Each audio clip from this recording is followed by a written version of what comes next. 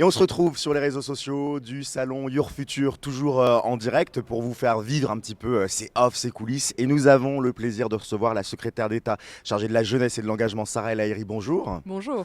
Merci beaucoup d'être avec nous et d'être déjà venu sur ce salon parce que c'est un très fort signal pour nous. Et puis d'être venu vous prêter au petit jeu des questions-réponses. Vous êtes arrivé il y a quelques heures maintenant, vous avez eu le temps de visiter le salon. Racontez-nous un petit peu ce que vous avez vécu. J'ai adoré.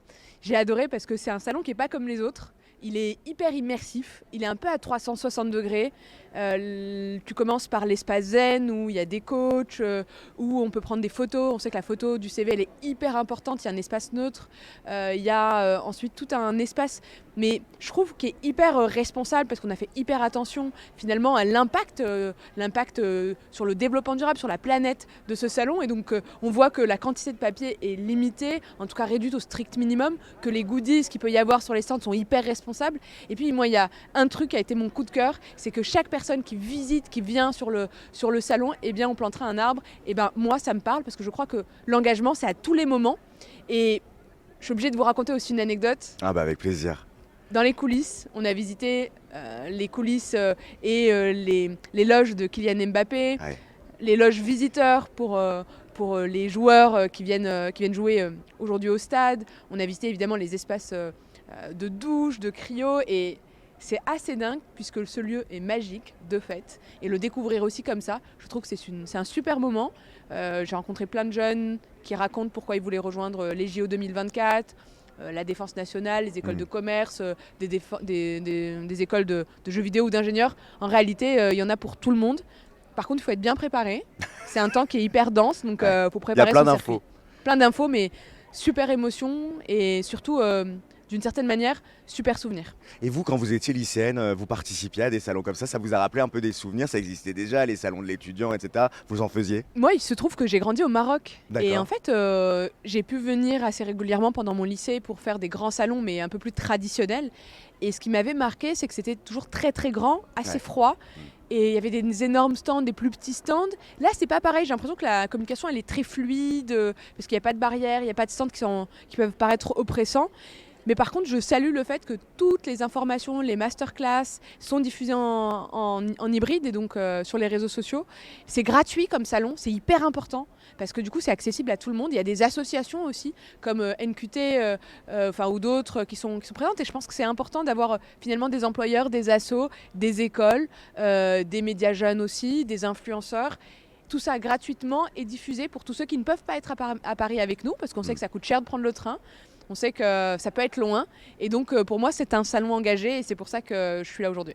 Et puis c'est la première étape aussi de leur parcours parce que vous le dites, au même endroit, il y a les écoles, il y a les entreprises, il y a l'associatif, donc la citoyenneté. Et finalement, c'est ce qui va se passer une fois qu'ils auront le bac et même un peu avant, mais quand ils deviennent étudiants, c'est encore plus notable. C'est le début du parcours de citoyenneté qui mêle tout ça. Exactement. En fait, la citoyenneté, c'est un parcours et c'est un parcours avec des étapes. Ça commence pour moi dès le CM2. Ça commence quand tu es délégué de classe, la démocratie scolaire, tu es éco-délégué. Finalement, tu rejoins une junior asso où tu crées une micro-entreprise. Ensuite, tu t'engages en tant que bénévole dans ton asso sportive. Et finalement, tu fais ton premier déplacement dans un salon pour découvrir ton orientation. Mais ensuite, il y a une sorte de responsabilité. Et moi, mon job, c'est aussi de faire que l'information ne soit plus le premier accélérateur d'inégalité. On sait que ne pas savoir, c'est finalement se priver de chances, de champ des possibles, d'opportunités. Et par l'organisation de ce salon qui est un peu original, enfin qui est unique en son genre, plus un peu ce qu'on est en train de faire avec le gouvernement avec Un jeune, une solution. Qui était présent aussi, partenaire Exactement. du salon. Ouais. Partenaire du salon, unjeune-une-solution.gouv.fr. C'est un point d'entrée pour que les jeunes ne se disent pas il faut que j'aille sur celle-ci, tel site ou tel site. C'est simple, il y a des aides, il y a la boussole pour connaître toutes les aides auxquelles on peut prétendre, il y a des offres de stage, des offres d'emploi, des accompagnements pour le permis de conduire, des engagements comme la réserve civique ou le service civique. Et finalement, c'est plus aux jeunes d'aller se débrouiller tout seuls, c'est un parcours et c'est exactement l'esprit de Your Future. Ouais, c'est vrai. Et puis, dans l'engagement, on peut aussi prendre le temps, parce que vous portez Un jeune, une solution dont on a parlé, mais vous portez également le SNU, le service national universel. Est-ce que vous pouvez représenter pour les jeunes qui nous regardent comment ça fonctionne, à partir de quand on peut le faire et ce que ça apporte concrètement? Alors, le service national universel, pour moi, c'est la naissance d'un magnifique projet. Cette année, c'est 50 000 jeunes qui vont le vivre. C'est 100% gratuit. Parce que franchement, à chaque fois que j'en parle, on me dit mais ça coûte combien? Ouais. Très discrètement. Moi, je préfère le dire tout de suite et de manière assez cash. C'est gratuit.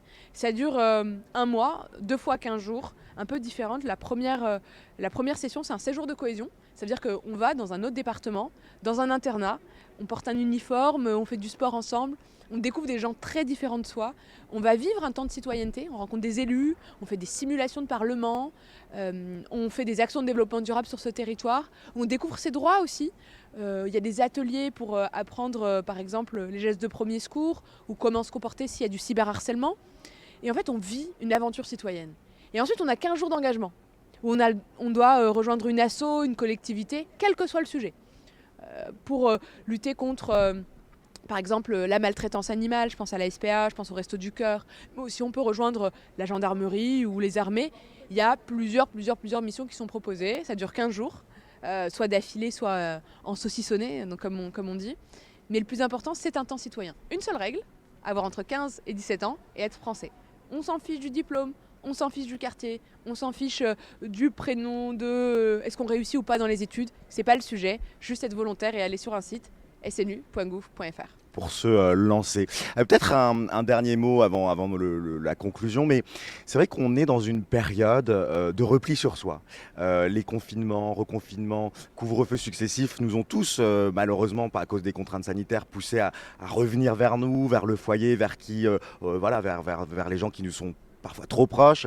Et puis, on a une petite musique en ce moment qui n'est pas très agréable à entendre, vraiment d'un repli quasi identitaire.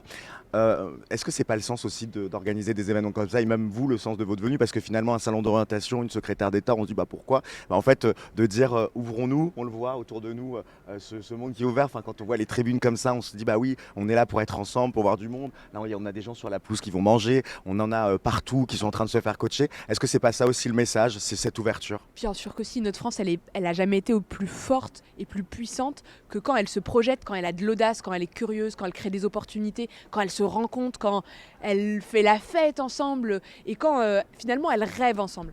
Et aujourd'hui, un salon comme celui-là, qui projette, qui crée des opportunités, parfois des conseils, et c'est rigolo parce que même pendant la queue, moi j'ai entendu des jeunes se filer des bons conseils. Ouais. Et ça compte. Et on a été privés de tout ça, c'est vrai, pendant beaucoup trop longtemps, et tout ça, ça a été finalement un engagement collectif pour lutter contre une crise sanitaire, mais le temps est venu. Le temps est venu de se retrouver, le temps est venu de rêver, d'avoir l'audace, de se projeter dans des études, de se lancer dans des alternances. Et moi, je suis quand même hyper confiante parce que malgré les discours délétères qui fracturent et qui franchement essayent d'animer des haines et des colères, moi ce que je vois, c'est qu'on est en train de battre et vraiment de battre tous des records sur l'apprentissage. 725 000 contrats d'apprentissage. Ouais. Et c'est un record mais qui est historique. Donc une confiance des jeunes dans le monde économique, des confiances des entreprises dans les jeunes, et finalement, allez, un petit coup de boost de l'État, et bien tout ça me donne une seule envie, un seul mot à dire, allez-y, croyez en vous, osez, n'ayez peur de rien, mais en tout cas, ne vous privez de rien.